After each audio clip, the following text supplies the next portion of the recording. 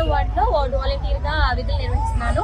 మాకు విషయం ఏంటో కూడా తెలీదు. సడన్ గా మీటింగ్ అన్నారు, రమ్మని చెప్పారు. మేము వెళ్ళేసరికి అక్కడ ఇంకా ఇలా రాజీనామా చేయండి అమ్మా అని చెప్పారు. ఒకవేళ మీరు ఇప్పుడు రాజీనామా చేస్తేనే నెక్స్ట్ ప్రభుత్వం వచ్చాక కూడా మీ జాబ్స్ ఉంటాయి, మీకు ఇంకా దీనికంటే మంచి బెటర్ లైఫ్ అనేది ఉంటుంది అని చెప్పారు. ఇంకా ఒకవేళ మీరు రాజీనామా చేయకపోతే ఈ ప్రభుత్వం వచ్చినా కానీ మీకేమీ మేము సహాయం చేయలేము అని చెప్పారు. మేము మీకు భరోసాగా ఉంటామని చెప్పారు. అందువల్ల మేమందరం కూడా రాజీనామా చేశాం.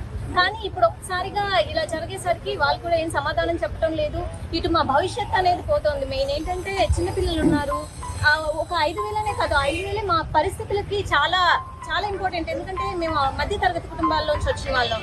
మాకు ఆ 5,000 కూడా ఎంతో ప్రీషియస్. ఎందుకంటే మాకు సొంత ఇల్లు అనేది లేదు, ఏం లేదు. మాకు ఇంటి బాడు కట్టుకోవడానికైనా కానీ వస్తున్నాయి కదా అన్న నమ్మకంతో మేము వెళ్ళి చేస్తూ ఉన్నాం.